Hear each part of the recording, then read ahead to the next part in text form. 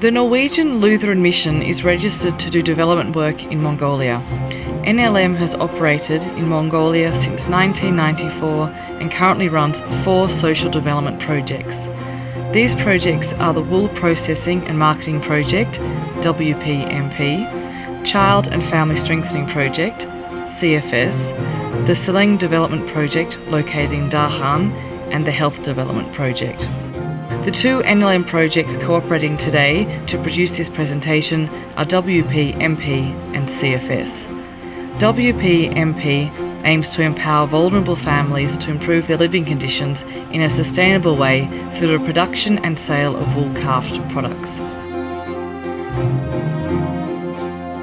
CFS aims to strengthen the rights of families and children through education, awareness raising and community support programs such as income generation.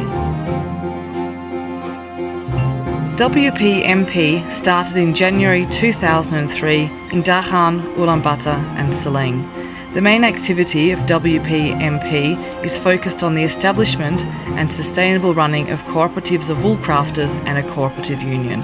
Currently, there are 200 producers united under 10 cooperatives. Presently, an umbrella organisation among these cooperatives is being established. Tsagaan Alt Wool Shop. Tsagaan Alt, which means white gold in Mongolian, was set up by NLM's WPMP project. Tsagaan Alt was opened in 2001 as WPMP's retail outlet and prides itself on the sale of high-quality, uniquely Mongolian products.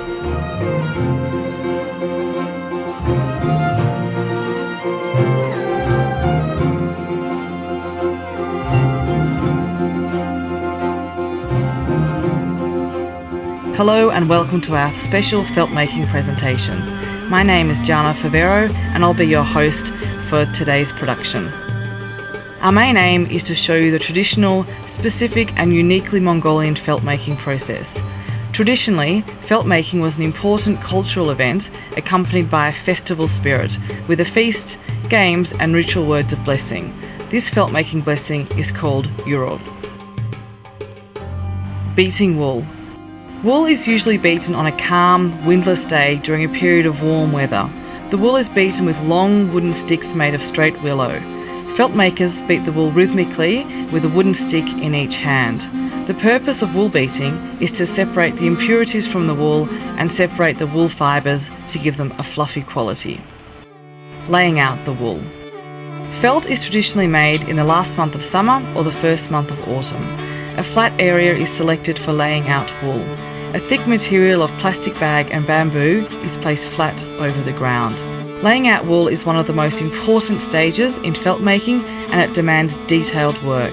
Throughout this process, hot or warm water must be sprinkled out over the laid out wool so as to dissolve the lanolin coating the fibres and to allow the wool to mat together.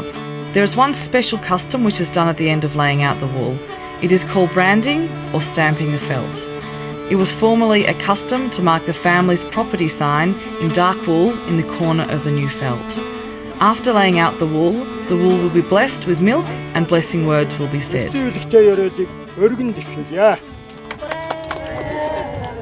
Rolling up and drawing the felt.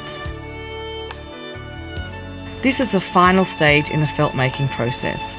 This process involves drawing the felt in a leather-bound roll behind a horse which will compress the felt. The water used has to be boiled and softened. The felt is rolled around a wooden shaft known as the gol mod. The roll is bound tightly with a crossed binding. It will be bound to the horses. At first it is rolled softly, then after that more quickly. The rider has to carry it very carefully because drawing the felt can influence the quality of the wool. The felt maker and leader in ancient times was a much respected person. The horseman rides about 2 hours under the control of the felt maker. The specific distance ridden depends on the condition of the ground and of the animals. Felt making is a big ceremony to Mongolians. That's why the Mongolians prepare some special food for this special event. Food for the event includes a cake called ulbov. It has to be laid in several slices, either 3, 5 or 7. One of the most important Mongolian drinks is milk tea, sutetse. Tea is prepared from the clean water in the countryside from a spring, adding tea and salt. It is also common to add yellow butter and dried meat into the tea. The oldest person receives the tea first, and the tea is given with the right hand and received in the right hand in direction to the sun in a clockwise movement. Eating horhog. Horhog is the national Mongolian food for feasts and festivals. Horhog is made in a special technique by boiling the meat and vegetables. Horhog is made of mutton and vegetables placed in a cooking container with hot stones, which is cooked over a fire for several hours. Hot stones are traditionally used for medical treatment in Mongolia. For example, if you have an earache, a hot stone is placed near your ear, or if you're tired, it is normal to hold the hot stone in your palm. Drawing pattern of shermal. Mongolian felt patterns are usually made of shapes such as lines, squares, angles, triangles and circles.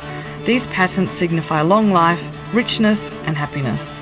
Some shermal patterns are used only by khans, kings, lamas, noblemen and rich people. In the example shown here, we are using shermal patterns which are Alkan Ki and Shurgulgan Ki. Alkan Ki is a continuous pattern typically embroidered around the border of felts. It is derived from the cross form and represents unending movement and spirit and strength. Making yarn. To make yarn, fibres of wool are pulled out and twisted between the thumb and forefinger. The wool is then rubbed down the thigh in a quick way to twist them. This yarn can be knitted into soft, airy garments without any further processing. The border and Z.